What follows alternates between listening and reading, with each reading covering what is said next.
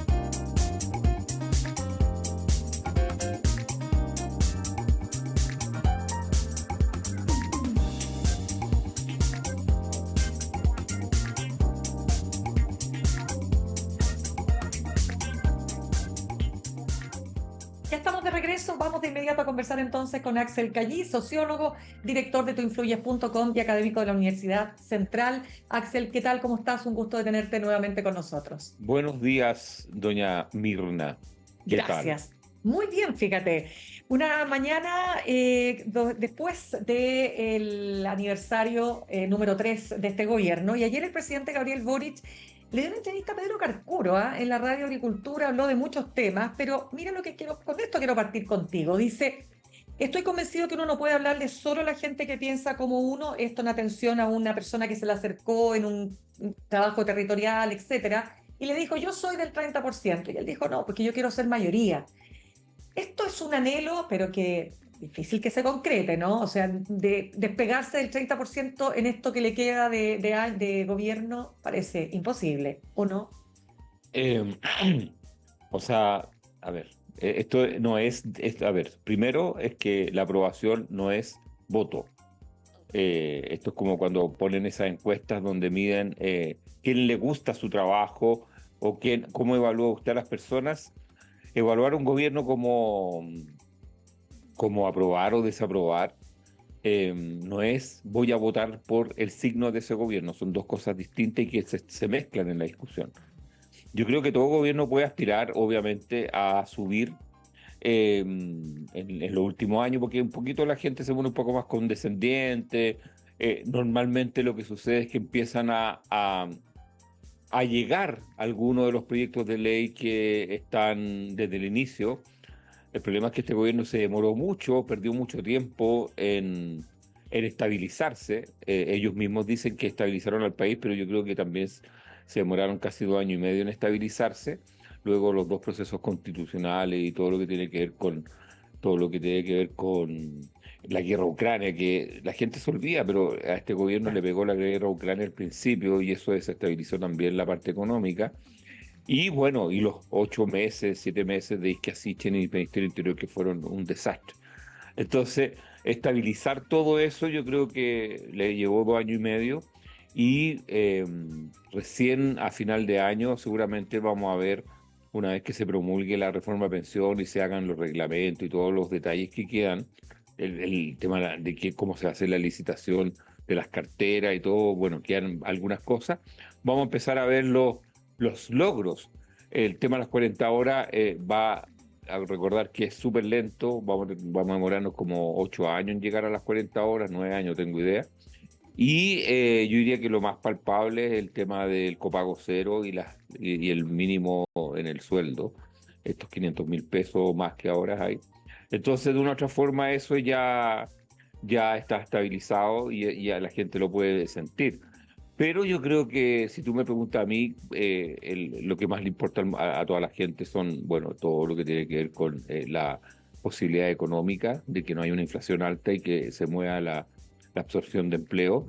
Y por otra parte, el tema de la delincuencia, que yo creo que ya hemos entrado como una especie de meseta donde hemos perdido mucha capacidad de asombro, sobre todo con el tema de los homicidios, donde No obstante que el gobierno, yo sé que tiene cifras que van a la baja o están a lo menos estancadas, pero la violencia, los homicidios es brutal, o sea, ha aumentado bastante.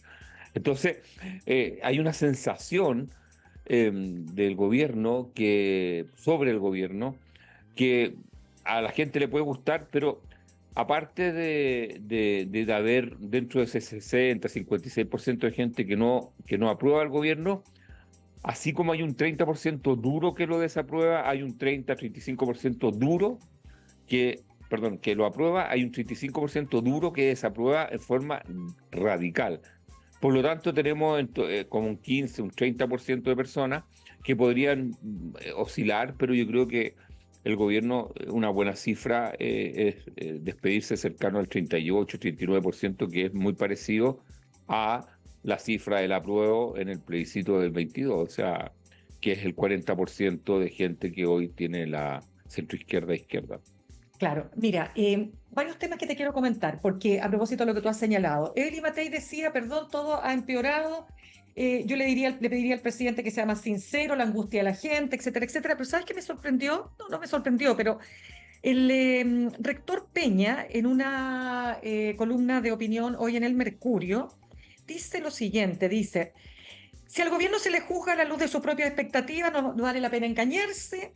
Resultado es deplorable, no se arrojó ni una palada para acabar la tumba del neoliberalismo, no se efectuó ninguna de las transformaciones estructurales que se creyeron posibles y el sello feminista se tradujo en retórica identitaria. A ver, ¿tú crees que ahí, porque hay varias capas ahí de la conversación? O sea, yo leí eso en la mañana. Claro, desde el punto de vista de las expectativas, los gobiernos, como todas las cosas en materia política, compiten contra sus propias expectativas. Es como los deportes contra el fútbol, o sea, los equipos grandes que juegan con los equipos chicos, todos dicen, no, puede ganar el equipo chico, sí, está bien, pero lo normal, la expectativa es que gane el equipo grande. Claro. Y yo creo que el error de base estuvo al principio. Yo creo, Mirna, esto lo hemos Ujú. conversado Sí. y lo quiero repetir. El error de base es que el gobierno se confundió. El gobierno no el gobierno, porque no existía el gobierno en esa época. En enero del año 2022, cuando se empezó a constituir lo que iba a ser el gobierno se mareó y confundió la mayoría electoral con una mayoría política. Y ese error le entregó de una u otra forma la posibilidad de cometer aún más errores. Por ejemplo, esto de designar a Isquia Siches como ministra de Interior, que es como que quedó plasmado que no estaban entendiendo nada la necesidad de seguridad de la gente, que fue uno de los temas de la campaña del 2021. Creo que es una mayoría electoral. Una mayoría electoral es una mayoría que puede ser muy grande. En el caso de Gabriel Boric, ha sido la más grande en el voto voluntario en la historia de Chile, 4.600.000 votos. Y una mayoría política es cuando esas personas adhieren a tu proyecto. Y esa diferencia es que de los 4.600.000 votos adherían al proyecto los casi 2 millones de votos que votaron por Gabriel Boric en primera vuelta. Por lo tanto, habían, y perdón que lo lleve a este plano, Sí, 2,5 millones prestados. Entonces, todos los cálculos que hizo el gobierno fue sobre una mayoría política y era una mayoría electoral. ¿Qué significó eso? Primero, yo diría que este error sí que es de estructura, de base, el amarrarse al plebiscito, porque al resultado del plebiscito, eso también lo hemos conversado otras veces, porque cuando perdió el apruebo y ganó el rechazo el 4 de septiembre, el gobierno políticamente se acabó porque quedó en una minoría que ellos mismos establecieron como umbrales de éxito. Y ahí se terminó de morir el proyecto de tratar de desenterrar perdón, de enterrar el neoliberalismo y todo lo que era el programa. Porque también que es distinto, ojo, porque se ha hablado mucho que hay gobiernos de minoría, pero cuando los presidentes tienen una mayoría política, porque en el caso de Bachelet me acuerdo que tuvo una época que estaba bien empatado al Parlamento, incluso estaba en minoría, pero ella tenía una mayoría política, no sé si me explico, o sea, ella tenía un respaldo de votación que era coincidente la mayoría electoral con la mayoría política. En este caso, cuando se pierde el plebiscito, el gobierno termina desfondándose en términos de su programa y en términos de su marco de respaldo, y a partir de ahí entra en una dinámica de intentar estabilizarse, intentar de una u otra forma sacar adelante algunas de las reformas que venían debajo del brazo del presidente. Bueno, perdona, te interrumpo en un punto. Cuando tú dices no tiene la mayoría política, tiene la mayoría electoral, bueno, yo creo que la mejor forma de comprender eso no es solo la mayoría en el Congreso que tiene la derecha respecto del oficialismo, es que no tenía la mayoría cultural tampoco para que la reforma a las pensiones se acercara lo más cerca posible, valga la redundancia, a lo que eran las aspiraciones de ese sector, ¿o no? Absolutamente. Y ahí es cuando se mezclan, y ahí tiene un punto el rector, se mezclan la captura. Yo siempre he dicho que el estallido social fue capturado por la agenda identitaria,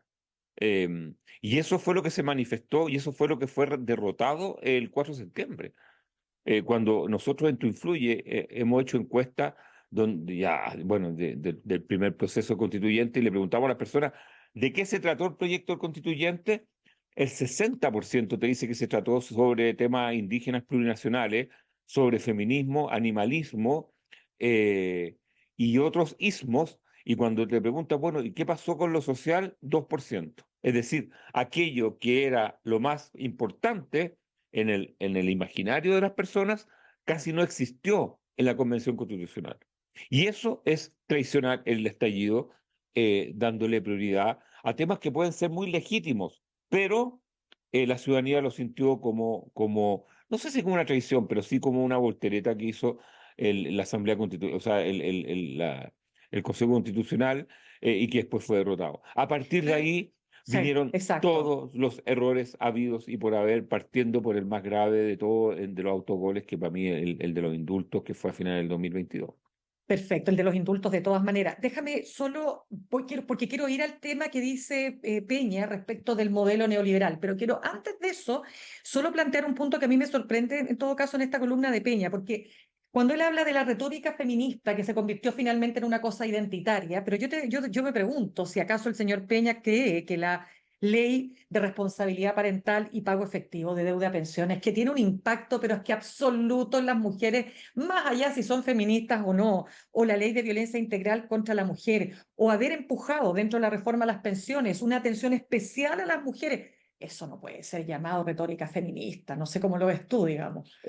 Voy a, lo que pasa es que cuando tú conoces la experiencia de los países desarrollados, en los países desarrollados eso existe sin retórica feminista, existe como políticas sociales. No sé si me explico, o sea, y te puedo nombrar más cosas, o sea, asignación de vivienda social a mujer jefa de hogar, o sea, y eso no tiene una retórica feminista. No sé si me explico, o sea, Sí, pues. esas medidas que tú estás hablando tú las puedes poner en un marco de feminismo, ok, pero también las puedes poner en un marco de justicia social.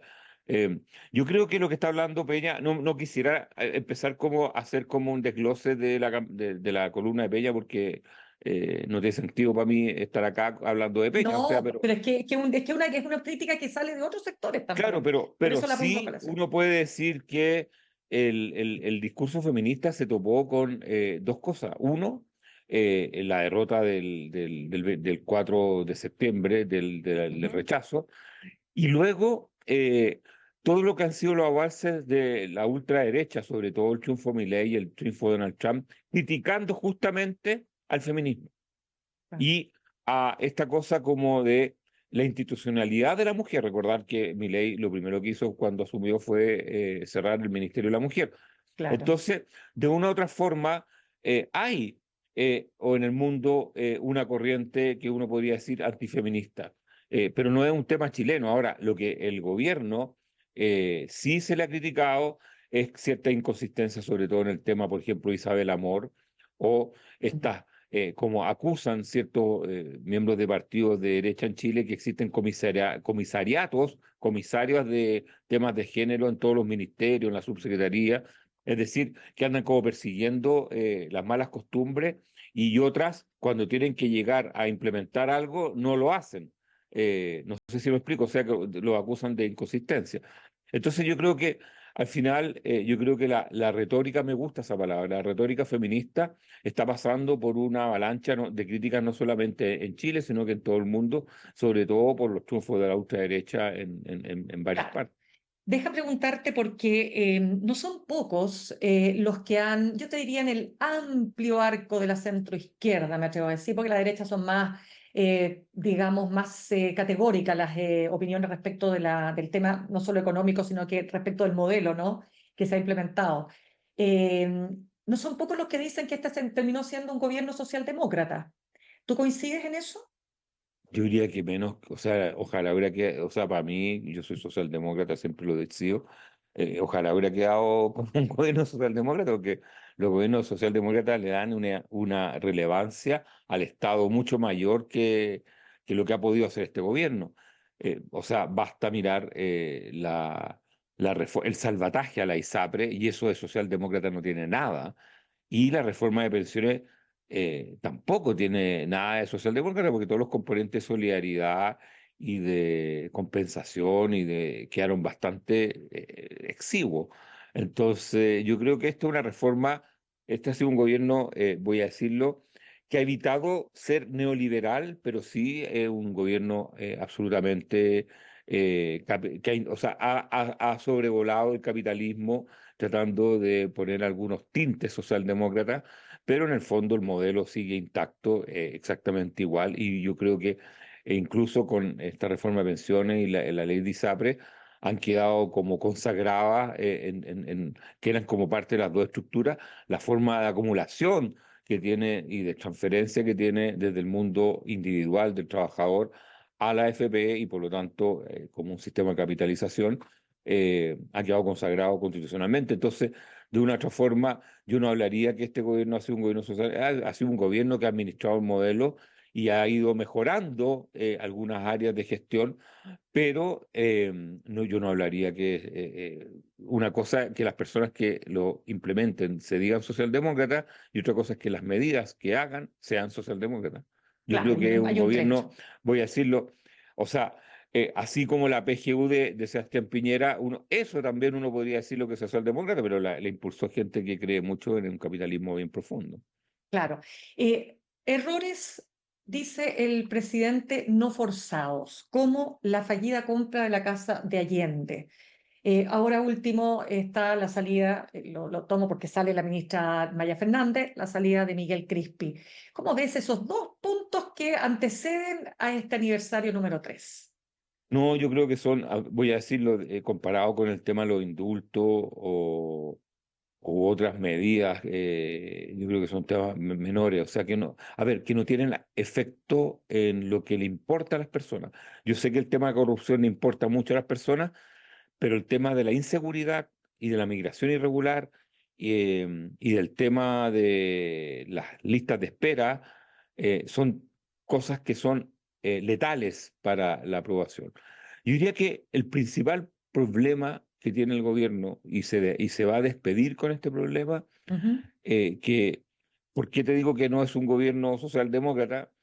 Aunque los autores quieran ser socialdemócratas, no sé si me explico, es porque los sectores populares no les gusta el gobierno.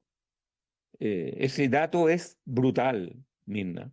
Es decir, si tú eres una persona de izquierda, centroizquierda o socialdemócrata, los que más te tienen que querer son los pobres, porque tú estás trabajando para ellos. Y resulta que este gobierno se sostiene en ese 30% que es como una roca, en una clase media alta. Entonces la pregunta es, ¿por qué los que quieren al gobierno es la clase media alta y no los pobres? ¿Y por Y qué? porque esencialmente las medidas antidelincuencia, antimigración irregular, pro economía, no han llegado, o no están, o no han sido implementadas en los lugares donde más se necesitan. Eh, Ya. Pues o perdona, sea, pero es y que eso es una contradicción, perdón. claro. Si Marx estuviera viendo esto, estaría, pero como revolcándose en su tumba, ¿te das Ya, cuenta o pero no? espérame, ¿pero dónde no se nota? ¿Sabes por qué te lo pregunto? Porque todos coinciden, te estoy hablando en términos de expertos técnicos no ideologizados, que nunca se había invertido más en seguridad como lo ha hecho este gobierno. ¿Por qué no se nota? Porque donde más inseguridad, donde hay toque de queda de facto, donde hay control territorial del narco, eso en los sectores populares y en los sectores rurales hoy. O sea, antes uno salía al campo y decía, ¡oh, qué bueno que estamos acá, que no hay delincuencia y puedo dejar todo abierto! Eso ya se acabó. O sea, el control territorial, que significa control de que las personas tienen que estar dentro de sus casas, está en la mayoría de las comunas populares en Chile. Mm. O sea, el riesgo de la percepción de temor que hay en las mujeres que van a tomar micro es enorme. Entonces, más, ¿por qué? Porque los sectores medios no viven con los migrantes que al principio eran simpáticos y ahora están llenos de disputas de incivilidades, como le llaman. Llámese eh, comercio ambulante, formas de comercializar otro tipo de cosas, hasta la música fuerte, la fritanga y todo lo que hemos conocido. O sea, si tú, cuando nosotros hacemos encuestas y decimos, bueno, ¿por qué usted no aprueba al gobierno? Primero, porque económicamente no tengo cómo sustentarme. Segundo, porque no puedo salir a la calle. Tercero, porque le han dado todo a los migrantes y nada a los chilenos. Y esas cosas están instaladas. Es decir, que la sala cuna, que los cupos de los colegios, que las listas de espera, que los comités de vivienda están todos integrados por extranjeros, por lo tanto ellos son la prioridad porque son vulnerables. Perfecto. Axel, se nos va acabando el tiempo. Cerremos con las dos candidatas más claras, bueno, aparte de Kaiser, obviamente Kast. ¿Cómo ves a Matei, que ayer se hacía un alcance respecto de cómo ha ido bajando en la encuesta Cadem, por lo menos en la encuesta semanal, y en la irrupción de Carolina Toá? A ver, primero yo no hablaría de irrupción de Carolina Toa y segundo no hablaría de la baja de Elin Matei Ya, todavía. vale, Primero, como siempre hemos conversado, las bajas se constituyen en tendencias cuando son sostenidas en el tiempo. ya. Los candidatos, hay mediciones que hablan de una baja estructural, es decir, ya de 4 o 5 meses en Evelyn Matei. Yo sí puedo constatar a partir de varios estudios que Evelyn Matei no crece hace mucho rato. Y no crece siendo que el electorado que cada vez está mostrando una tendencia por alguien aumenta. No sé si me explico. O sea, el no sabe, no responde, Ujú. disminuye, el ninguno disminuye, pero Evelyn Matei no cosecha de esos nuevos electores que van tomando opción.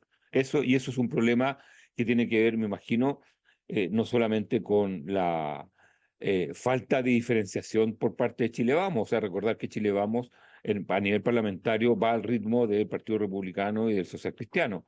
O sea, ellos son los que llevan la pauta. No obstante que fueron colaboradores y su momento clave fue el tema de la reforma de pensiones, que ahí un poquito subió.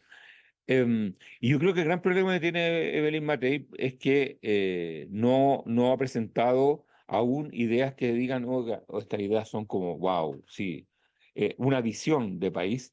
Y yo creo que tiene graves problemas también de despliegue territorial, es decir, no la veo como en el territorio así como llena de gente, llena de propuestas regionales, ¿Y por locales qué y sea todo. eso con una persona que tiene tal la experiencia que ella tiene, por lo menos en su trabajo municipal? Porque yo ¿Qué creo crees que tú que hay es ahí? que, perdona, Mirna, es que hacer una campaña municipal y hacer una campaña para presidente son dos cosas completamente distintas. Y lo otro, en el lado del oficialismo, yo creo que todavía faltan piezas que entren en el juego. Yo creo que Carolina Toá cosechó el primer 10%, que es, entre comillas, la base, es gratis, que es como estamos hablando de una coalición que debe aspirar a lo menos al 40%, a lo menos, y que ya tiene el primer cuarto, em, pero hay que esperar las mediciones y como siempre se dice, bueno, si está en cuarto lugar, recordar que el mundo parlamentario aspira a que el candidato de la centroizquierda a lo menos dispute la segunda vuelta. ¿Por qué? Porque no le sirve al mundo político de los partidos un candidato que llegue tercero o cuarto. Entonces yo no hablaría todavía de irrupción, hablaría de Ujú. eh, que entró en el juego y yo diría que van a pasar muchas más cosas de aquí al 29 de abril y cosas que pueden ser bastante sorpresivas, pero lo que sí te puedo decir Ujú. es que o sea, el oficialismo, o más bien la izquierda y la centroizquierda, si logran em, proponer una primaria potente, frente a una primaria que no está funcionando en el lado Chile Vamos, le va a volver el arma al cuerpo a la centroizquierda y con posibilidades de ser gobierno. Yo siempre digo, los gobiernos no los gana, o sea, las presidencias no las gana el que tiene más votos, es el que acumula más votos en segunda vuelta. Piñera el 2009 no era mayoría y fue presidente, Piñera no era mayoría el 2017 y fue presidente. Por lo tanto, no necesariamente es presidente el que tiene el conglomerado más grande, es el que administra mejor sus votaciones en una primaria, en una primera vuelta y en una segunda vuelta. Y ahí yo veo extraviado a Chile Vamos. Ya, y lo último, Kaiser, por ejemplo, ¿tiene posibilidad de seguir creciendo? ¿Qué pasa con Kast?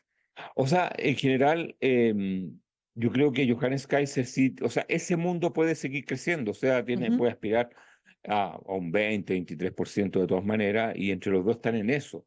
Ahora, lo que pasa es que yo creo que ese mundo tiene que bascular en uno de los dos, o sea, porque que los dos se lleven empatados en el 12% no les conviene, 11% no les conviene, tienen que concentrarse y me imagino que la noticia que dio ayer Johannes Kaiser, que para mí es clave, estoy diciendo que no quiere ni puede bajarse, le cayó como balde de agua fría a Chile Vamos, porque ellos pensaban que Johannes Kaiser tenía, no sé si precio, pero sí tenía la posibilidad de ser senador o decir, bueno, en realidad llego hasta acá y le doy mi apoyo a Evelyn Matei, por lo que ayer escuchamos de parte de Johannes Kaiser, va a llegar a primera vuelta y eso es una muy mala noticia para José Antonio Kast y también para Chile Vamos. Ya, pues, Axel, vamos a ir analizando pues en adelante cómo se van configurando todo este mapa político. Axel Callí, sociólogo, director de tuinfluyes.com, académico de la Universidad Central, gracias por haber estado con nosotros esta mañana. Chao, Mina, buenos Que días a estés todos. bien, cuídate. Chao, chao. Chao, chao. Saludamos a nuestros auspiciadores. Ahorrar cotidianamente se puede y de forma organizada, rápida y online con Ahorrando, la nueva funcionalidad de tu app Coopebut, en donde puedes programar ahorros de manera fácil y entretenida, eligiendo tus propias reglas y metas. Haz que el ahorro sea parte de tu vida con Ahorrando de Coopebut. Más información en coopebut.cl. Y te invitamos a inscribirte en el nuevo newsletter del Mostrador, aquí Valparaíso, porque Santiago no es Chile. Las noticias con identidad propia de la región, todos los lunes en tu correo. Ya, pues me despido. Nos reencontramos mañana a las 8 en punto. Que tengan buen día. Copeuch Inversiones, el sitio donde todos pueden invertir, presentó Al Pan Pan en el Mostrador Podcast. Cerramos por hoy Al Pan Pan con Mirna Schindler. De lunes a viernes de 8 a 9 de la mañana, entrevistas para partir el día. El Mostrador Podcast, el poder de la independencia.